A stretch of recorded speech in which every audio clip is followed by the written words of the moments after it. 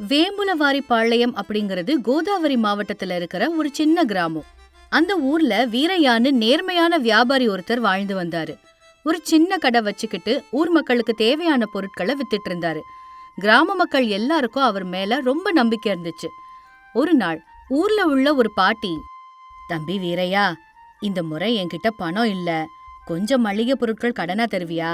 Pension வந்ததும் உன் கடனை அடைச்சிடுறேன். ஐயோ பாட்டி, இதுக்கு போய் இவ்ளோ கேட்கணுமா? உனக்கு என்ன வேணுமோ அதை நீ தாராளமா எடுத்துட்டு போ. ஒன்னும் பிரச்சனை இல்லையே தம்பி. பல வருஷமா இந்த ஊர்ல தான் இருக்கோம். இந்த அளவுக்கு கூட உதவி செய்யலன்னா எப்படி பாட்டி? உன்ன மாதிரி மனுஷங்க ஊருக்கு தேவை தம்பி, அப்படி சொன்னாங்க. வீரையா அவளுக்கு தேவையான பொருட்கள் எல்லாத்தையும் கட்டி கொடுத்தான். இந்த விஷயம் அவனோட மனைவி அனுஷ்யாவுக்கு தெரிய வந்துச்சு. எங்க நீங்க என்னங்க வேலை பாக்குறீங்க? என்னம்மா இப்ப என்ன நான் புதுசா செஞ்சுட்டேன்? அந்த பாட்டிக்கு பணம் வாங்காமலே பொருள் எல்லாம் சும்மா தூக்கி கொடுத்திருக்கீங்க. பென்ஷன் பணம் வந்ததும் திருப்பி தரேன்னு சொல்லிருக்காங்கம்மா. நீங்க எல்லாத்தையும் இப்படி தூக்கி தூக்கி கொடுத்துக்கிட்டு இருந்தீங்கன்னா நாளைக்கு நமக்குன்னு என்ன மிஞ்சம் சொல்லுங்க? இப்போ என்ன ஆயிடுச்சுன்னு இப்படி சத்தம் போட்டுட்டு இருக்க நீ? அந்த பாட்டி பணம் குடுக்கலன்னா அப்ப என்ன செய்வீங்க? குடுப்பா விடு, ஏன் குடுக்காம போறா? ஆமா, நீங்க இப்படியே செஞ்சுக்கிட்டு இருங்க. இன்னொரு தடவை இந்த மாதிரி ஏதாவது நீங்க செஞ்சீங்கன்னு எனக்கு தெரிஞ்சது, அப்புறம் நான் சும்மா விட மாட்டேன். இப்படி கோபமா அங்க இருந்து போயிட்டா.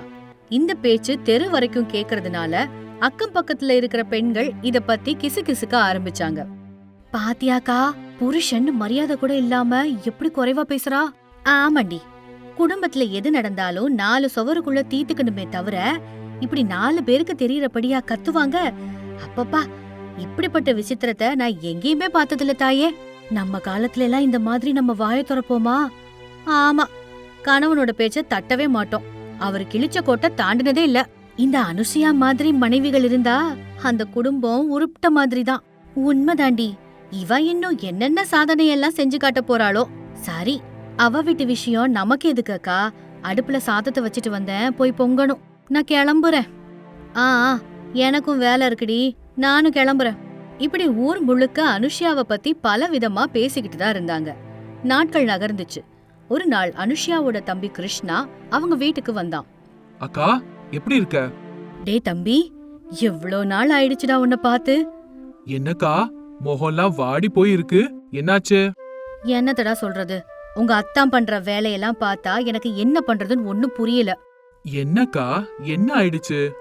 உங்க அத்தா வியாபாரங்கிற பேருல ஊருக்கு தான தர்மம் பண்ணிக்கிட்டு இருக்காரு. இப்படியே பண்ணிக்கிட்டு இருந்தாருன்னா உருப்பிட்ட மாதிரி தான். உண்மைதான் அக்கா, ஊர்ல எல்லாரும் அத்தான் கிட்ட கடன் வாங்கி இருக்கிறதா பேசிக்கிட்டாங்க. ஆமாடா. நீதான் எப்படியாவது அத்தானை மாத்தணும்க்கா. பக்கத்து ஊரு ராயுடு போல பெரிய கடை வச்சு நிறைய பணம் சம்பாதிக்கிற மாதிரி நீதான் பண்ணணும். ஆமாடா தம்பி, இன்னைக்கே உங்க அத்தா கிட்ட 2ல 1 பேசிடணும். இப்படி சொன்னா அனுஷ்யா. அன்னைக்கு ராத்திரியே திட்டமிட்டபடி வீரையா கிட்டையும் பேசுனா. ஏங்க, இந்த சின்ன கடையவே வச்சுக்கிட்டு எத்தனை நாளைக்கு நம்ம இப்படியே இருப்போம்? நமக்கு இப்ப இருக்கிறதே போதுமானது அனுஷ்யா. கடவுள் நமக்குன்னு கொடுத்தத வச்சுக்கிட்டு சந்தோஷமா இருக்கணும். நீங்க இப்படியே இருங்க, நம்ம முன்னேறவே முடியாது. பக்கத்து ஊரு ராய்டுவ பாருங்க, எங்க ஆரம்பிச்சு இன்னைக்கு எங்க போயிருக்காருன்னு. ஒவ்வொருத்தருக்கும் ஒவ்வொரு விதி இருக்கும். உனக்கு என்ன வேணுமோ அது இல்லன்னு சொல்லாம வாங்கி கொடுக்கறேன் தானே, இன்னும் வேற என்ன வேணும்? நமக்கு நிறைய பணம் சம்பாதிக்கணுங்க. இப்படி சத்தமா சொல்லிட்டு அங்க இருந்து போயிட்டா.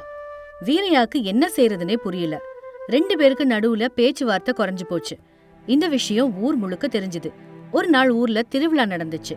அப்போ திருவிழாவின் போது, டேய் சுப்ராஜு, உனக்கு இந்த விஷயம் தெரியுமாடா? எதை பத்திடா சொல்லிட்டு இருக்க?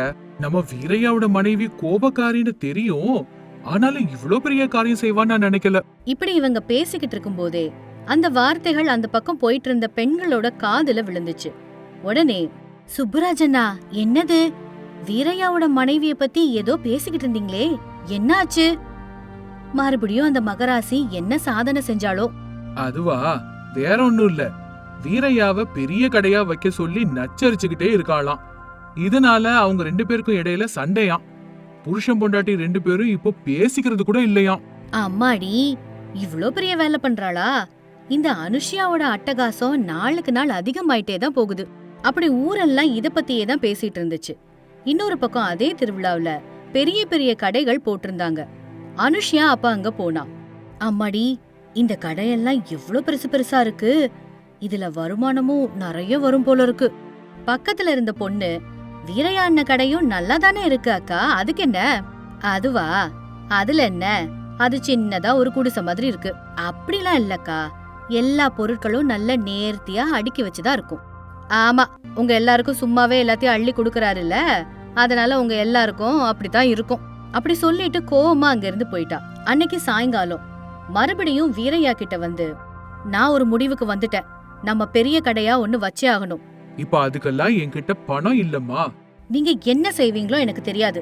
நீங்க கடை வைக்கலன்னா நான் இந்த வீட்டை விட்டு வெளியில போயிடுவேன். இப்போ அவ்ளோ பணம் வேணும்னா கடன் தான் வாங்கணும். வாங்குங்க, நீங்க என்ன வேணாலும் செய்யுங்க, எனக்கு பெரிய கடை இங்க நம்ம வச்சே ஆகணும். பணத்துக்காக மன சாந்திய தொலைக்க கூடாது அனுஷியா. இப்படி வீரையா சொல்லியும் அனுஷியா அதை பொருட்படுத்தாம அங்க இருந்து போயிட்டா. நாட்கள் நகர்ந்துச்சு. சில நாட்கள்ல அந்த ஊருக்கு லட்சம்மான்னு ஒரு பணக்கார பெண்மணி வந்திருந்தா. அவ எல்லாருக்கும் கடன் கொடுத்துட்டு இருந்தா. இத கேட்டதுமே, அடியே, நம்ம ஊருக்கு யாரோ பெரிய பணக்காரி வந்திருக்காளாமே. ஆமாக்கா, வந்திருக்கா. யாரு எவ்ளோ கேட்டாலும் இல்லன்னு சொல்லாம குடுக்கறா. இப்படி சொல்லவும் அனுஷியா வீரையா கிட்ட, நீங்க இப்பவே அந்த லட்சம்மா கிட்ட போயிட்டு கொஞ்சம் பணத்தை கடனா வாங்கிட்டு வாங்க. இப்படி தெரியாதவங்க கிட்ட கடன் வாங்குறதெல்லாம் நல்லது கிடையாது அனுஷியா. நீங்க என்ன செய்வீங்களோ எனக்கு தெரியாது. என் பேச்ச கேட்டா நம்ம முன்னேறுவோம். நீ என்ன வேணா சொல்லிக்கோ, என்னால அப்படிலாம் செய்ய முடியாது. இப்படி சொல்லிட்டு அவன் போயிட்டான். இதனால அனுஷியா அவளாவே லட்சுமம்மா கிட்ட போய் கடன் வாங்கினான். அங்க போய், ஆ, லக்ஷ்மியம்மா, எனக்கு கொஞ்சம் பணம் கடனா கொடுக்க முடியுமா? எதுக்கு? பெரிய கடையா வைக்கணும், வட்டி அதிகமா இருக்குமே. பரவாயில்லம்மா, நான் கொடுக்கறேன். இப்படி அனுஷியா தன்னோட கணவன் கிட்ட சொல்லாம கடன் வாங்கினான். சில நாட்களுக்கு அப்புறமா வீரையா வீட்டுக்கு வந்து பார்த்தபோது பெரிய கடைக்கான சரக்குகள் எல்லாம் வந்து இறங்குச்சு. என்ன இது அனுஷியா? நம்ம புது வியாபாரத்துக்கான சரக்குங்க. உன்கிட்ட இதெல்லாம் வாங்குறதுக்கு பணம் எப்படி வந்துச்சு? லக்ஷ்மம்மா கிட்ட இருந்து கடன் வாங்கினேன். அனுஷியா, என்ன கேட்காம எதுக்கு இந்த வேலையை செஞ்ச? நான் செஞ்சது நம்மளோட நன்மைக்கு தான். பெரிய கடை வச்சா நமக்கு நிறைய பணம் வரும். ஆனா கடனை பத்தி என்கிட்ட சொல்லாம இப்படி செஞ்சது பெரிய தப்பு. நான் சொன்னா நீங்க ஒத்துக்க மாட்டீங்க, அதனாலதான் நானே முடிவெடுத்தேன். இப்ப நீங்க வியாபாரத்தை நல்லா கவனிச்சுக்கிட்டா போதும். நாட்கள் நகர்ந்துச்சு. வியாபாரம் முதல்ல நல்லாவே போச்சு. ஆனா லட்சம்மா அடிக்கடி வந்து வட்டி கேட்டு தொந்தரவு பண்ணாங்க. அனுஷியா, வட்டி பணம் தயாரா இருக்கா இல்லையா? எனக்கு கொஞ்சம் சமயம் கொடுங்க. என்னால காத்திருக்க முடியாது. பணம் கொடுக்கலன்னா இந்த விஷயத்த ஊர் முழுக்க சொல்லிடுவேன். அது குறைஞ்சபட்சம் ஒரு வாரமாவது சமயம் கொடுங்க. சரி, இவ்ளோ கேக்குறேங்கிறதுனால வெறும் 2 நாள் மட்டும் உனக்கு நேரம் தரேன், அவ்வளவுதான். இப்படி சொல்லிட்டு லட்சம்மா அங்கிருந்து போயிட்டாங்க. 2 நாட்கள் கடந்ததும் அனுஷியாவால பணத்தை திருப்பி தர முடியல. இதனால லட்சம்மா ஊர் மந்தைக்கு போனாங்க. கிராம மக்களே, இந்த அனுஷியா என்கிட்ட பெரிய தொகைய கடனா வாங்கிக்கிட்டு இது வரைக்கும் 1 ரூபா கூட எனக்கு அவ திருப்பி தரல. இப்படி எல்லா விஷயத்தையும் சொன்னா. இது அங்க இருந்தவங்க எல்லாரும் கேட்டு ஆச்சரியப்பட்டாங்க. என்னது, அனுஷியா தன்னோட கணவனுக்கு தெரியாம இவ்ளோ பெரிய வேலை செஞ்சாளா? ஆமா, அவதான் எப்பவும் வீரையாவ திட்டிக்கிட்டே தானே இருப்பா. பாவம் வீரையா, அவருக்கு எதுவுமே தெரியாதாமே. நல்லா இருந்த குடும்பத்தை இப்படி 4 பேருக்கு முன்னாடி தெருல வந்து நிறுத்திட்டாளே. அவளோட கோபத்தை பத்தி எல்லாருக்கும் தெரியும் தான், ஆனா இப்படிலாம் செய்வான்னு நினைக்கவே இல்ல. எவ்வளோ அருமையா நடந்த வியாபாரம் இப்படி ஆயிடுச்சே. இப்படி பேசிக்கிட்டே இருந்தாங்க. அனுஷியா அவளோட தவற உணர்ந்து மௌனமா நின்னுட்டு இருந்தா. எனக்கு என்னோட பணம் வேணும், இல்லனா இந்த கடைய நான் எனக்குன்னு சொந்தமாக்கிக்குவேன். இப்படி சொல்லவும் அனுஷியா ரொம்ப ரொம்ப பயந்து போயிட்டா. ஐயோ, என்னால தானே இந்த நிலைமை வந்துச்சு, இப்ப நான் என்ன செய்ய? வருத்தப்படாத அனுஷியா, தப்பு நடந்துருச்சு. ஆனா அத சரி செய்யணும் தான். என்ன மன்னிச்சிடுங்க, உங்க பேச்ச கேட்காம பேராசைப்பட்டு இப்படி பண்ணிட்டேன். சரி சரி, இப்ப நம்ம சேர்ந்து கஷ்டப்பட்டு உழைச்சா இந்த கடனை நம்ம தீர்த்திடலாம். அப்ப அங்க இருந்த கிராம மக்கள் கூட முன்னாடி வந்தாங்க. வீரையா, நீ எப்பவுமே எங்களுக்கு உதவி செஞ்சிருக்க, இப்போ இது எங்க முறை. ஆமா, யாருக்கிட்ட எவ்வளவு இருக்கோ அந்த அளவுக்கு உதவி பண்ணலாம். இப்படி சொல்லி கிராம மக்கள் கொஞ்சம் பணத்தை கொடுத்தாங்க. சரி, ஊரே உங்களுக்கு உதவி செய்யும் போது நானும் கொஞ்சம் வட்டியை தள்ளுபடி செய்யலான் இருக்கேன். நான் பெரிய தப்பு செஞ்சுட்டேன், இனிமே பேராசைப்பட மாட்டேன். உங்க எல்லாருக்கும் என்னோட நன்றிகள். அப்படி சொன்னா அனுஷியா. அன்னையில இருந்து அனுஷியா தன்னோட கோப குணத்தை விட்டுட்டு வீரையா கூட அமைதியா அவளோட வாழ்க்கைய சந்தோஷமா வாழ ஆரம்பிச்சா. ஒரு காலத்துல ரங்காபுரம்னு ஒரு பசுமையான கிராமம் இருந்துச்சு. அந்த கிராமத்துல காந்தம்மான்னு ஒரு வாயாடி மாமியார் இருந்தாங்க. அவங்களுக்கு ரகுராம்னு ஒரே ஒரு பையன் இருந்தான். ரகுராம் விவசாய வேலைகளை கவனிச்சிட்டு இருந்தான். அவனோட மனைவி சுஜாதா. சுஜாதா ரொம்ப ரொம்ப புத்திசாலி, அப்புறம் பொறுமைசாலி. அந்த வீட்ல குழந்தைங்க இல்ல. இந்த 3 பேரு மட்டும்தான் வசிச்சு வந்தாங்க. காந்தம்மாவுக்கு பணம் அப்புறம் நகைங்க மேல ஆசை அதிகம். வீட்டோட அதிகாரம் முழுசும் அவங்க கையிலேயே இருக்கணும்னு, மருமக தனக்கு அடிபணிஞ்சு நடக்கணும்னு அவங்க விரும்பினாங்க. அவங்க என்ன சொன்னாலும் கை கட்டி வாய் பொத்தி கேட்கணும்னு நினைச்சாங்க. ஒரு நாள் காந்தம்மா வீட்ல சுஜாதாவை சத்தமா கூப்பிட்டு, அடியே சுஜாதா, இன்னும் எவ்வளவு நேரம் தாண்டி இழுத்து போத்திட்டு தூங்குவ? விடிஞ்சு எவ்வளவு நேரம் ஆச்சு? கோழி கூவி ஒரு ஜாமம் ஆயிடுச்சு. இன்னும் தூங்கிக்கிட்டு இருந்தா வீட்டு வேலையெல்லாம் யாரு பாப்பாங்க? கோயிலுக்கு போயிட்டு பிரசாதம் தரணுங்கிற அறிவு கொஞ்சமாவது உனக்கு இருக்கா? சுஜாதா அமைதியா, அப்பவே எழுந்துட்டேன். வாசல்ல கோலம் போட்டுட்டு இருந்தேன். இன்னைக்கு வெள்ளிக்கிழமை இல்லையா, அதான் துளசி மாடத்தை எல்லாம் சுத்தம் பண்ணிட்டு துளசி மாடத்திலையும் விளக்கேத்தி வச்சேன். ஆமா, நீ பாக்குற வேலையெல்லாம் எனக்கு தெரியாதாக்கும். அந்த எண்ணெய் டப்பால பாதிக்கு மேல எண்ணெய் தீந்து போச்சு. நேத்து தானடி என் பையன் சந்தையில இருந்து வாங்கிட்டு வந்தான். அதுக்குள்ள எப்படி இவ்வளவு தீந்துச்சு? குழம்பு வைக்கும்போது எண்ணெய ஊத்தி தாளிக்கிறியா? இதுவே எங்க காலமா இருந்தா ஒரு துளி எண்ணெயில 1 மாசத்தை ஓட்டுவோம். அப்படிலாம் இல்ல அத்த, நான் கவனமா தான் பயன்படுத்திட்டு இருக்கேன். நேத்து ராத்திரி விருந்தாளிங்க வந்தாங்கல்ல, அவங்களுக்கு பலகாரம் செஞ்சோம்ல, அதனாலதான் எண்ணெய் கொஞ்சம் அதிகமா செலவாச்சு. சொந்தக்காரங்க வந்தா இருக்கிறத எல்லாத்தையும் ஆக்கி போட்டுருவியா? நாளைக்கு நம்ம கதி என்ன ஆகும்னு யோசனை இருக்கா? அவங்க சாப்பிட்டுட்டு போயிருவாங்க. நம்ம வயிறு பொத்தி எரியுதே, அதுக்கு யார் தண்ணி ஊத்துறது? உனக்கு இந்த வீண் செலவு வர வர ரொம்ப அதிகமாயிடுச்சு. இதையெல்லாம் என் மகன்கிட்ட சொல்லி உனக்கு ஒரு முடிவு கட்டுறேன் இரு. இப்படி ஒவ்வொரு சின்ன விஷயத்துக்கும் காந்தம்மா சுஜாதாவை குத்தி காட்டி பேசிட்டே இருப்பாங்க. சுஜாதா மட்டும் எதிர்வார்த்தை பேசாம மௌனமா பொறுத்துக்கிட்டே இருந்தா. மதியானம் ரகுராம் வயல்ல இருந்து வீட்டுக்கு வந்தான். அம்மா, ரொம்ப பசிக்குதுமா, சாப்பாடு போடு. வெயில் ரொம்ப ரொம்ப அதிகமா இருக்கு, தாகமாவும் இருக்கு. கொஞ்சம் மோர் இருந்தா எடுத்துட்டு வர சொல்லுமா. காந்தம்மா பையன் கிட்ட போய், வந்துட்டியாடா தம்பி, உட்காரு. இந்த மருமக அடுப்படியில என்ன பண்றாலோ தெரியல, பாத்திரத்தோட எப்பா பாரு சண்டை போட்டுக்கிட்டு. இப்பவே சாப்பாடு பரிமாற சொல்றேன். ஏய், என் மகன் வந்துட்டான், குடிக்க கொஞ்சம் தண்ணி தரணும்னு கொஞ்சமாச்சும் உனக்கு அறிவு இருக்கா? அந்த மோர்ல தண்ணி கலக்காம கெட்டியா கொண்டுட்டு வா. பாவம், கஷ்டப்பட்டு வேலை செஞ்சு வீட்டுக்கு வந்திருக்கு. சுஜாதா மோர் கிளாஸோட வந்தா. இந்தாங்க, மோர் குடிங்க. சாப்பாடு தயாரா இருக்கு, எடுத்து வைக்கட்டுமா? ஆ, எடுத்து வை சுஜாதா. அம்மா, இந்த தடவை நமக்கு விளைச்சல் ரொம்ப நல்லா இருக்கு. நெல்லு வித்தா நமக்கு நல்ல லாபம் வரும். அந்த பணத்துல வீட்டுக்கு தேவையான மராமத்து வேலையெல்லாம் செய்யலான்னு பாக்குறேன். என்ன மராமத்து பண்ண போற? வீடு இப்போ நல்லா தான் இருக்கு. அந்த பணத்தை என் கையில கொடுத்தேன்னா நான் பத்திரப்படுத்தி வைப்பேன். நாளைக்கு ஏதாவது அவசரம்னா அது உதவும். இவ கையில கொடுத்தா அவ பிறந்த வீட்டுக்கு கம்முன்னு அனுப்பிடுவா. பொம்பளைங்க கையில நிறைய பணம் எல்லாம் கொடுக்க கூடாது. உனக்கு அதெல்லாம் இப்ப புரியாது.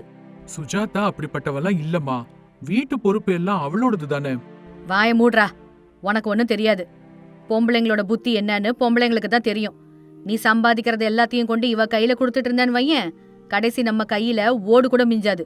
அந்த நெல்லு வித்த பணத்தை என்கிட்ட கொடு, நான் பீரோல வச்சுக்கிறேன். சாவி என்கிட்ட தான் இருக்கும். சுஜாதா இப்ப குறுக்கிட்டு, அத்தை, அந்த பணத்தை வச்சு கொல்ல பக்கத்துல இடிஞ்சு கிடக்குற சுவரை சரி பண்ணலாம்ல. ராத்திரி நேரத்துல பாம்பு தேள்னு வருது, இது நமக்கு ஆபத்து தானே. பாத்தியாடா, நான் சொல்லல? இப்பவே செலவு செய்ய என்ன வழின்னு தேடிக்கிட்டு இருக்கா. அந்த சுவருக்கு அப்படி ஒன்னும் ஆகல, பணம் என்கிட்ட இருக்கும், அவ்வளவுதான். இப்படி சொன்னதும் காந்தம்மாவோட பேச்ச மீற முடியாம ரகுராமன் மௌனமா இருந்துட்டான். நெல்லு வித்த பணத்தை காந்தம்மா தன்னோட பெட்டியில ஒளிச்சு வச்சுக்கிட்டா. சுஜாதாவுக்கு தன்னோட மாமியாரோட நடத்தை ரொம்ப ரொம்ப மன வருத்தத்தை கொடுத்துச்சு. சில நாட்கள் இப்படியே போச்சு. ஒரு நாள் கிராமத்துக்கு ஒரு சாது வேஷத்துல ஒரு ஏமாத்துக்கார வந்தான். அவன் வீடு வீடா போய் மாய பேச்செல்லாம் பேசிக்கிட்டு இருந்தான். ஒரு நாள் அந்த மோசக்காரன் காந்தம்மாவோட வீட்டு முன்னாடி நின்னான். ஓம் சக்தி பராசக்தி, இந்த வீட்ல இருக்கு ஒரு தீய சக்தி. அம்மனோட கடாட்சம் இந்த வீட்ல வேணும்னா இந்த வீட்ல இருக்கிற தோஷத்தை நிவர்த்தி பண்ணணும். யாரும்மா வீட்ல? வந்து பிக்ஷ போடுங்க. காந்தம்மா வெளியில வந்து, யாரையா நீங்க காலங்காத்தால வீட்டு முன்னால? நான் காசியிலிருந்து வந்துட்டு இருக்கேன் தாயே. எனக்கு ஞான திருஷ்டி உண்டு. உன் முகத்தை பார்த்தாலே எனக்கு தெரியுது நீ ரொம்பவும் அதிர்ஷ்டம் செஞ்சவன்னு. ஆனா ஏதோ ஒரு சின்ன தோஷத்தால உன் வீட்ல பணமே தங்குறதில்ல, உனக்கு வர வேண்டிய லாபமும் வர்றதில்ல. உண்மைதானுங்க சாமி, என் பையன் எவ்வளோ கஷ்டப்பட்டாலும் கையில ஒரு பைசா கூட நிக்கவே மாட்டேங்குது. எல்லாமே செலவாயிடுது. இதுக்கு ஏதாவது பரிகாரம் இருந்தா சொல்லுங்க சாமி. உண்டு தாயே.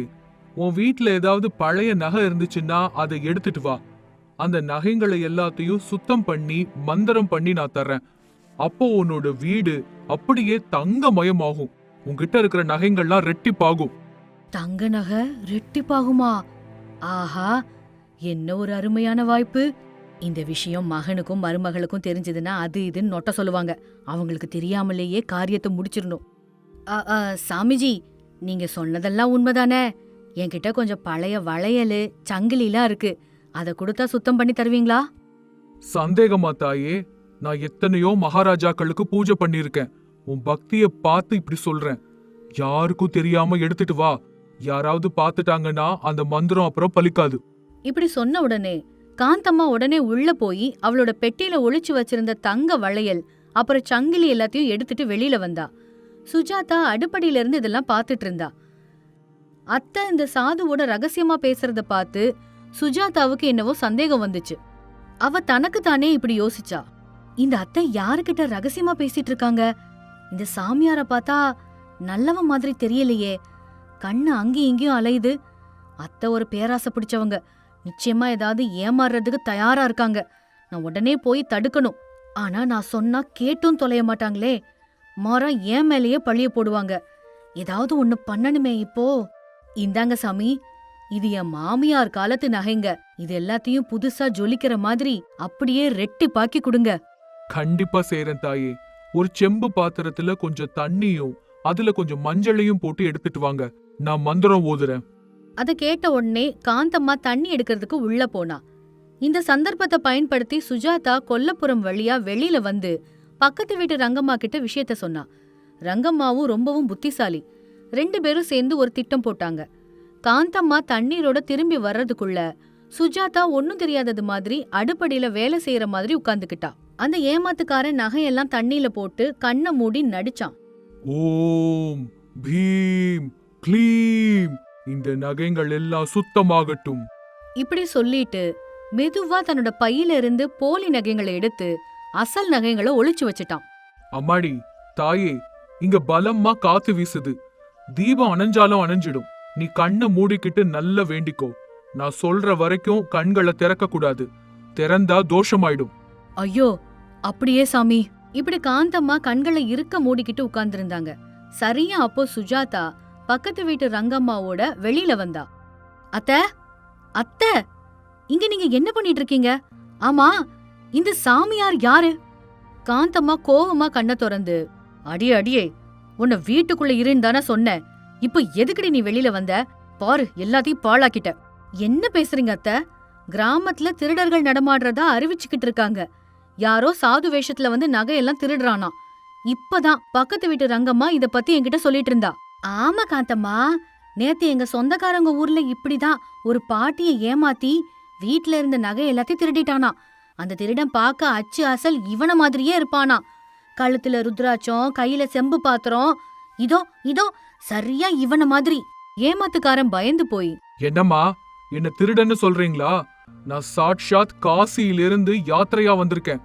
எனக்கு கோபத்தை உண்டாக்காதீங்க, சபிச்சிருவேன். ஐயோ சாமி, சாபம்லாம் வேண்டாம். எங்க அத்தை ரொம்ப ரொம்ப வெள்ளந்தி. அவங்களுக்கு ஒண்ணுமே தெரியாது. அது சரி, அந்த பாத்திரத்துக்குள்ள என்ன போட்டீங்க? நகைங்க, அதாவது மஞ்சள் தண்ணியில போட்டிருக்கேன், பூஜை பண்றதுக்காக. அது சரி, அப்படின்னா அந்த பாத்திரத்துக்குள்ள இருக்கிற நகைங்களை காட்டுங்க. எங்களுக்கும் நம்பிக்கை வரும்ல. ரங்கம்மா, நீ போய் நம்ம ஊர் பெரியவரை கூட்டிட்டு வா. இந்த சாமி உண்மையாரவது நிரூபிச்சுட்டா இவருக்கு நம்ம சன்மானம் கொடுக்கலாம். கிராம அதிகாரி பேரை சொன்ன உடனே அவனுக்கு உள்ளுக்குள்ள நடுக்கும். கிராம அதிகாரியா? ஐயோ, அதெல்லாம் வேண்டாமா. எனக்கு வேற வேலை இருக்கு, நான் கிளம்புறேன். அட நெல்லுங்க சாமி, நகையெல்லாம் கொடுக்காம எங்க போறீங்க? இப்படி பெருசா சத்தம் போட்டா சுஜாதா. திருட திருட, எல்லாரும் ஓடி வாங்க. அந்த நேரத்துல சுஜாதாவோட சத்தத்தை கேட்டு அக்கம் பக்கத்துல இருக்கிற எல்லாரும் வந்தாங்க. ஏமாத்துக்காரன் தப்பியோட முயற்சி பண்ணனான். ஆனா மக்கள் அவனை சுத்து போட்டு பிடிச்சிட்டாங்க. அவனோட பைய சோதனை பண்ண போது அதுல காந்தம்மாவோட நகைகள் மட்டும் இல்லாம வேற ஊர்க்காரங்களோட நகைகளும் இருந்துச்சு. காந்தம்மாவோட இதயமே நின்னு போயிடும் போல இருந்துச்சு. அம்மா காந்தம்மா, என்னம்மா இது? உங்க நகைகள்லாம் இவன் கையில எப்படி போச்சு? உங்களுக்கு தெரியாதா இவன் ஒரு மோசக்காரன்னு? இப்படி கேட்டாரு கிராம அதிகாரி. காந்தம்மா தடுமாறி, "அ- அ, அது அது வந்து சும்மா பூஜை பண்ணுனா தங்கம் ரெட்டிப்பாகும்னு." பேராசைப்பட்டா இருக்கிறதும் போயிடும்னு பெரியவங்க சும்மா ஒன்னும் சொல்லல. உங்க மருமக மட்டும் சரியான நேரத்துல வரலன்னா உங்க நகையெல்லாம் இப்போ கங்கையில கலந்திருக்கும். சுஜாதா புத்திசாலித்தனமா செயல்பட்டிருக்கா. இப்படி சொல்லவும் எல்லாரும் சுஜாதாவை பாராட்டினாங்க. காந்தம்மா தலை குனிஞ்சு வெக்கப்பட்டாங்க. மக்கள் எல்லாரும் போனதுக்கு அப்புறம் விஷயம் தெரிஞ்சு ரகுராம் வீட்டுக்கு வந்து காந்தம்மா கிட்ட இப்படி வருத்தப்பட்டு சொன்னான். அம்மா, எவ்ளோ பெரிய வேலை பண்ணிட்ட. நான் கஷ்டப்பட்டு சம்பாதிச்ச பணம், நம்ம முன்னோர்களோட நகைகளை இப்படியா ஒரு திருடன் கையில கொடுப்ப? சுஜாதா இல்லனா நம்ம மானம் பணம் எல்லாமே போயிருக்கும்ல. என்னம்மா நீ? காந்தம்மா அழுதுகிட்டே, "தப்பு நடந்துருச்சுடா, எனக்கு புத்தி கெட்டு போச்சு. ஏதோ ஆசைப்பட்டு இந்த மாதிரி பண்ணிட்டேன். என்ன மன்னிச்சிடுடா." "அத்தை, வருத்தப்படாதீங்க. மனுஷங்கன்னா தப்பு பண்றது சகஜம்தான். ஆனா நம்ம கிட்ட இருக்கிறத வச்சுட்டு திருப்தியா இருக்கிறதுல தான் உண்மையான சந்தோஷம் இருக்கு. பேராசை எப்பவும் ஆபத்துல தான் முடியும். அந்த தெய்வம் நமக்கு கொடுத்தத வச்சு சந்தோஷமா இருப்போம்.